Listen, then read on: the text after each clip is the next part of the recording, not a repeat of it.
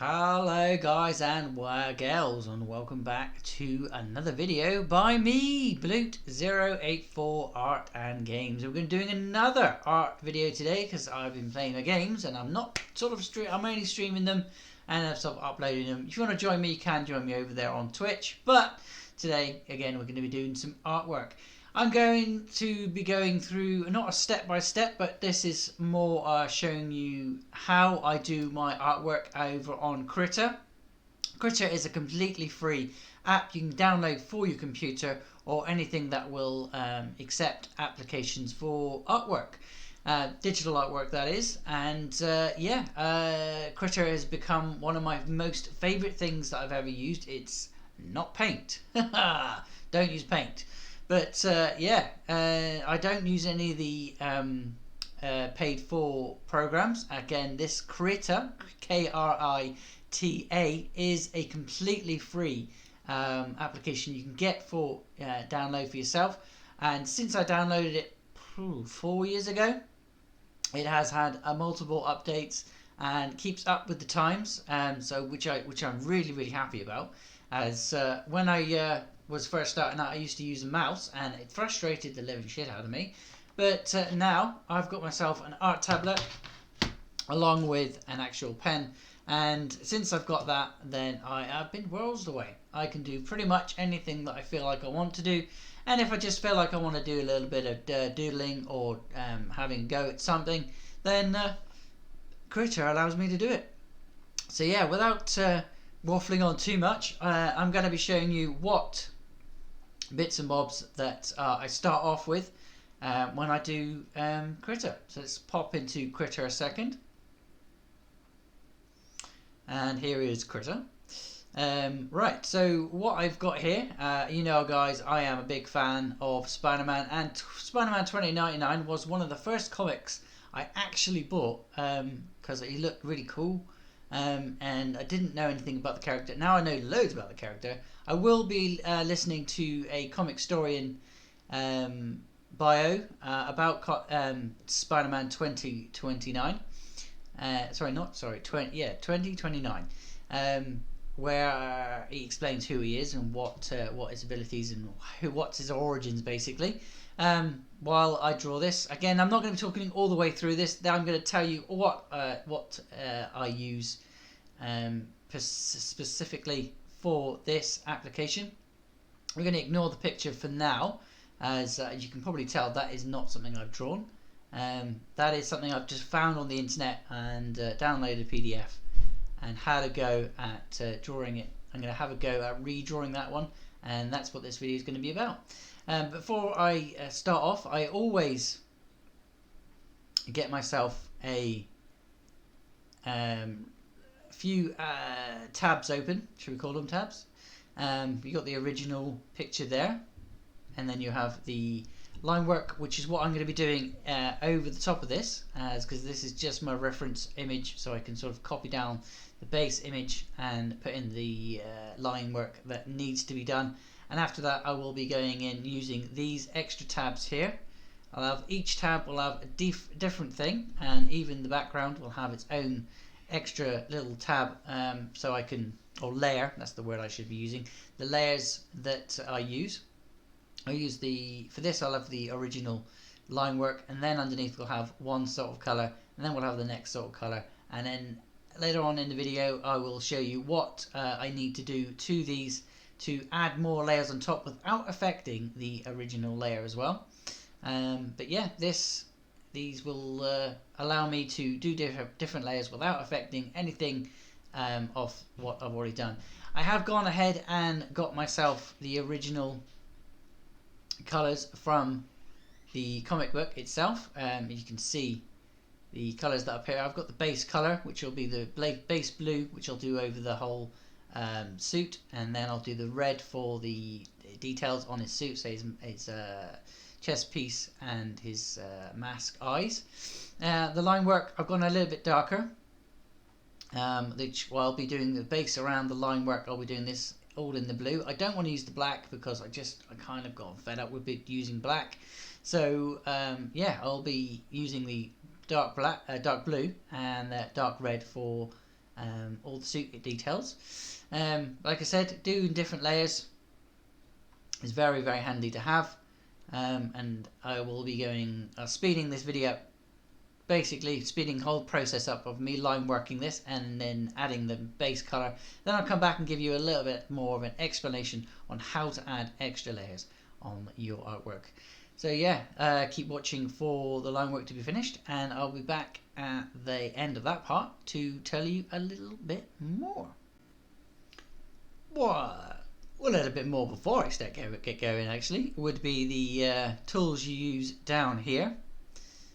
Let's get this a little bit closer so you can see the actual tabs. But yeah, you've got all the art mediums that you could think of. I've got my own specific ones that I like all along here. These are the basic ones that come with Krita, but you can download yourself a few more with the updates that have come out fairly recently. But you've got the effect tools that they'll be handy for lighting and all that extra. Again, I will tell you a little bit more about that later. You have your basic inking tools, which I don't tend to use because I have my own inking set here with its own eraser, but my pen does have an eraser already built in for doing all of that. But the line work here, this, you'll see what I mean why I use this one here. It's very like a fine line pen, which I really enjoy when I do ordinary art on paper. I like to use myself a fine line pen, but this is more of a brush fine line pen, and that is what I'll be using for the line work. And if I need a thinner line, obviously you've got the little fountain pen there, which again the more pressure I put down, the more the thickness of the brush or the line that I'll be putting down, which again you do not get with the original pack that you get here. If I was to put more pressure onto these ones, they don't get any fatter. There's just one single basic line which doesn't really correlate if you've gone from doing ordinary artwork on paper to doing digital. So yeah, I would definitely recommend getting yourself these ones here, but the other ones work just as good. But that's enough, again, me waffling, telling you what about that. I will be using a few more of these tools over here, but not too many of them. Basically, if I need the line tool, I'll be using the line tool here. If I need the box, which I don't think I will until I start putting like things around the background. If I'm going to add any kind of like backgroundy type things, I have no idea what any of these do here. I've tried to fiddle around with them. I don't know what they do, so I'll never use them again. This is the resize tool. So if I want to sort of pick it, let's go and pick it quickly. Yeah. So if I pick it, you can make it bigger and smaller. So if you've done done something small over there, then you can resize it basically, and that's all that really does. You've got obviously the color fill in tool, which doesn't work on any program I've ever used. And if you've got a color picker, to say that's how I actually got the original colors of the original comic. And they got the lasso tools. Again, I don't generally use these ones because I don't generally need them, but they're there if you're already a practiced digital artist. Shut up, Fame. Yeah, guys, let's get into it, and I'm going to speed all of this up so you get to see it nice and quick.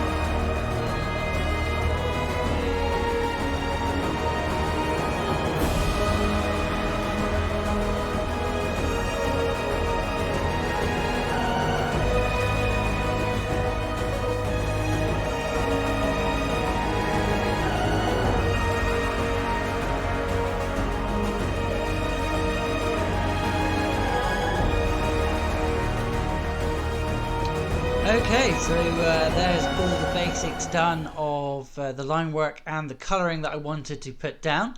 As you've seen, I used 2 to 3 different layers to do that, and now I'm going to get around into the adding the extra layers to be on top, but not so that it's just an extra layer. It's called a grouping mask, and I'm going to be going in there now and just flip into krita again and show you. I'm not sure if it's going to actually come up on here, but I will talk my way through what I'm doing. Like I said, you've got your 3 layers. You've got the red suit and the blue suit, the main color, and then you've got obviously the color palette underneath, but we can always get rid of that when we need to.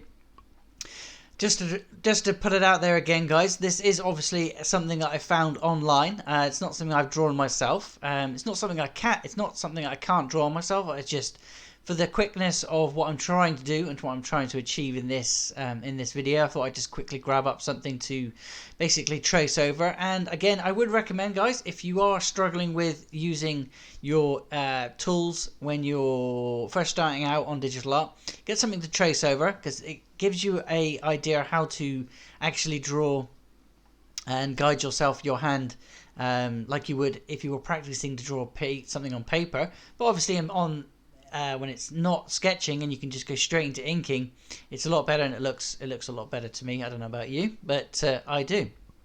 But like I was saying, you've got your 3 you've got your different layers.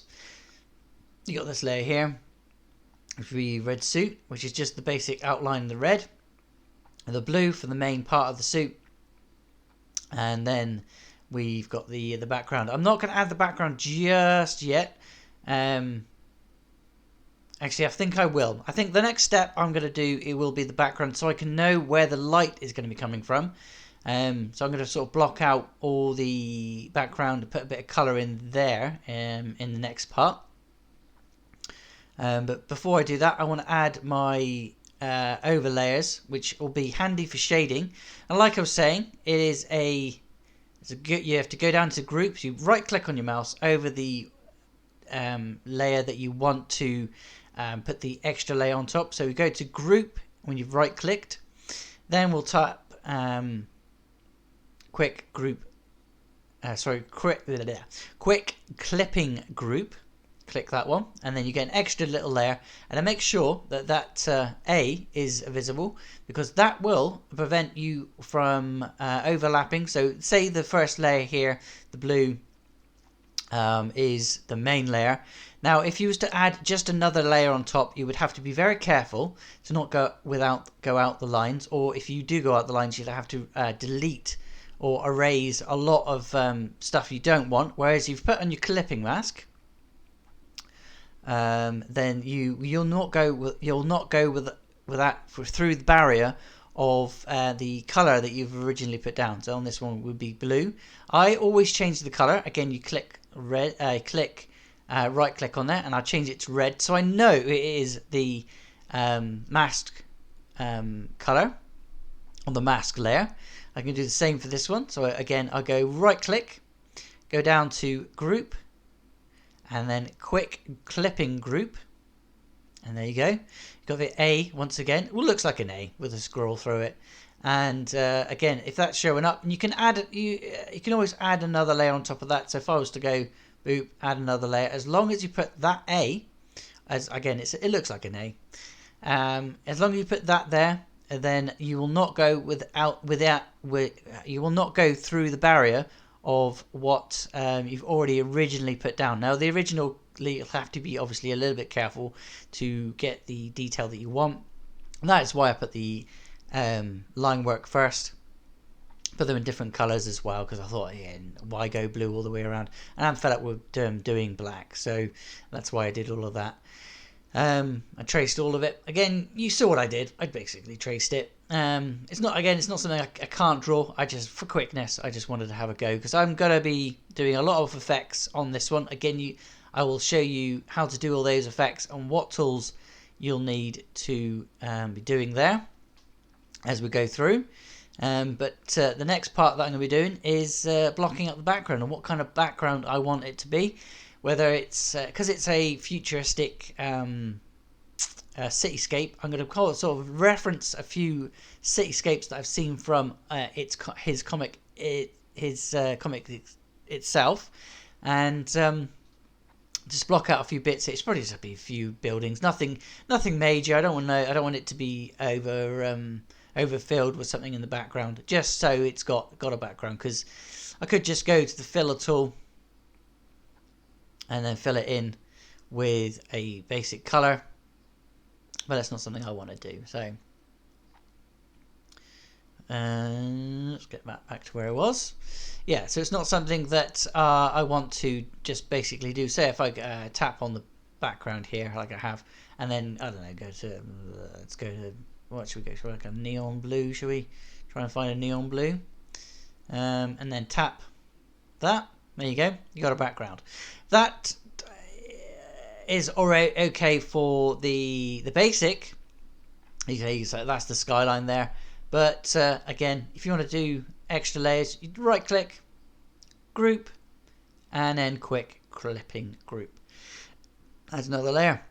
So then I could probably put all the line work on there. So I'll add that to red.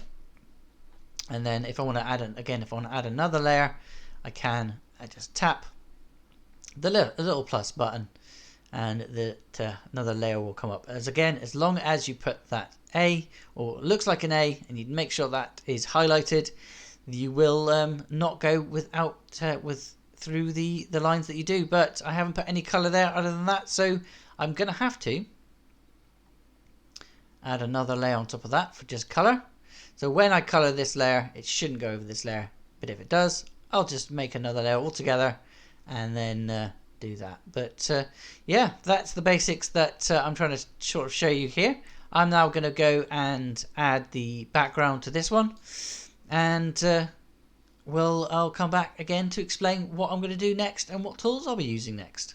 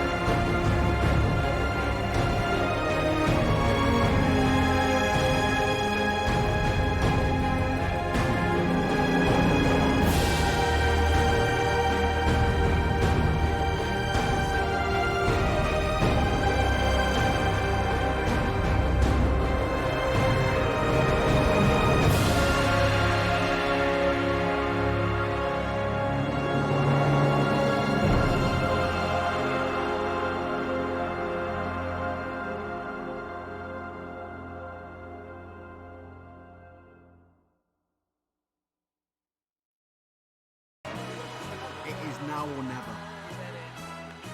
That's why we love the beautiful game of football. What a goal! Yes!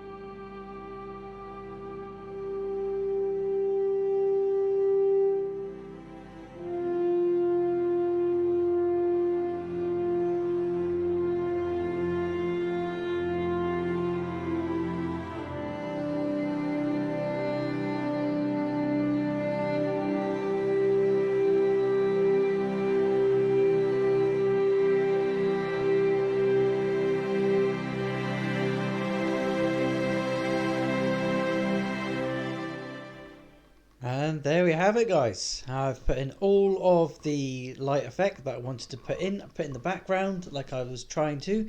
Again, I didn't want to do a overbearing background. I just wanted to have a background to it. And I thought just being a basic blocked colour would be a bit boring. So I've just put sort of a cityscape with a bit of fog and just dusting it up and just giving it something more than just a basic background. Added in all of the textures that I wanted to on the suit. That's what those little dots are, because I've noticed in a lot of games or in a lot of up-to-date things, he has like a shimmer to his suit, and I think it's because it's like a specific material where it appears on him, sort of thing, or it's just like it's almost like slightly vibranium type material, so it will reflect like a metallic sort of material, but it is like a cloth. Very confusing. Marvel are lovely at doing that, but yeah, I've added in everything I've wanted to add it in. I had a go at doing like a sheet that he wears on his back. He doesn't always wear it. It's more of something he wore, and it just attached it to himself for his little cloak sort of thing he wears. But I didn't want to put too much detail to it. I just put something in the background, and yeah, try to make him as shiny as possible. Don't want to make him too shiny, because it is not a high definition picture. It's more just this is what I can do. And hopefully you guys have enjoyed me explaining certain parts of this krita exploration of different things you can do with it. And again, guys, if you have enjoyed this video, please do not forget to leave a like, and if you're new, hit that subscribe button. Otherwise, you can check out loads of other videos with me doing this kind of art in digital art, doing traditional art where I'm drawing on paper and then using my Copic markers to do exactly the same thing that I've done here, or you can do things that I've done from paper and then I've gone into digital and done exactly what I've done in this one. I've copied it up, and sort of tried to make it look digital. Or if you're not a fan of doing any kind of paperwork or any kind of art in drawing, I have loads of polymer clay artwork that I've done as well. And if you want me to try and make a Spider-Man 2029 in polymer clay, please let me know in the comments. Otherwise, I'll be getting on with other projects in the future. But otherwise, guys, thanks for watching. You've been amazing. Hopefully you've enjoyed the video, because I know I have enjoyed drawing it for you. Otherwise, again, bye bye for now.